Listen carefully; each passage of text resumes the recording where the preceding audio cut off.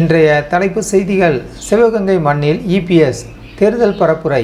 கூட்டணி வேட்பாளர்களுக்கு ஆதரவாக வாக்கு சேகரிப்பு. சிவகங்கை மாவட்டம் வீரமும் தியாகமும் நிறைந்த மண் என்பதை மெய்ப்பிக்கும் வகையில் இன்று அங்கு நடைபெற்ற பிரமாண்ட தேர்தல் பிரச்சார பொதுக்கூட்டத்தில் அதிமுக பொதுச் செயலாளர் திரு எடப்பாடி பழனிசாமி அவர்கள் பங்கேற்று உரையாற்றினார். வேட்பாளர்களை ஆதரித்து அவர் ஆற்றிய எழுச்சிமிகு உரையின் தொகுப்பை இப்பொழுது விரிவாக காணலாம். மண்ணின் பெருமை மற்றும் வீர வணக்கம்.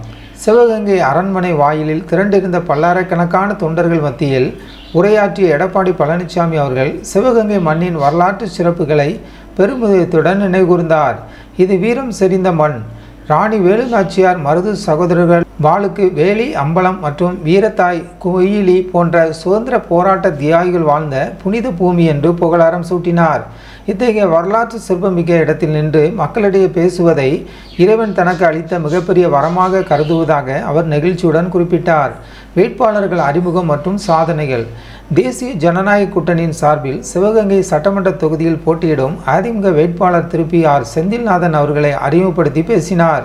செந்தில்நாதன் அவர்கள் ஏற்கனவே நாடாளுமன்ற உறுப்பினராக இருந்தபோது சிவகங்கை மாவட்டத்தின் வளர்ச்சிக்கு ஆற்றிய பணிகள் மற்றும் அதிமுக ஆட்சி காலத்தில் கொண்டுவரப்பட்ட பல்வேறு மக்கள் நலத்திட்டங்களை அவர் பட்டியலிட்டார். மக்களுக்கு நன்கு அறிமுகமான தொகுதி வளர்ச்சிக்காக பாடுபடும் செந்தில்நாதன் அவர்களை மீண்டும் வெற்றி பெற செய்ய வேண்டும் என்று அவர் வேண்டுகோள் விடுத்தார். கூட்டணி வேட்பாளர்கள் மற்றும் சின்னங்கள். தொடர்ந்து பேசிய அவர் அதிமுக வெற்றி சின்னமான இரட்டை இலை சின்னத்திற்கு வாக்கு கேட்டதுடன் கூட்டணி கட்சிகளின் வேட்பாளர்களை அறிமுகப்படுத்தினார்.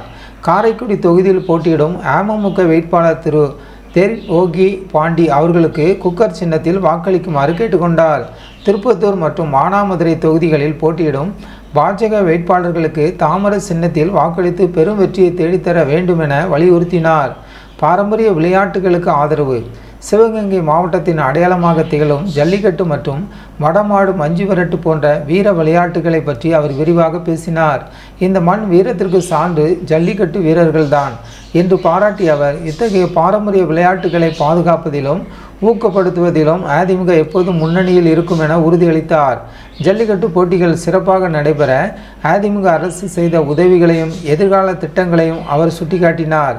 இறுதியாக சிவகங்கை மாவட்டத்தில் உள்ள 4 சட்டமன்ற தொகுதிகளிலும் கூட்டணி வேட்பாளர்கள் அமோக வெற்றி பெற மக்கள் ஆதரவு வழங்க வேண்டும் என்று இருகரம் கூப்பி அவர் கேட்டுக்கொண்டார்.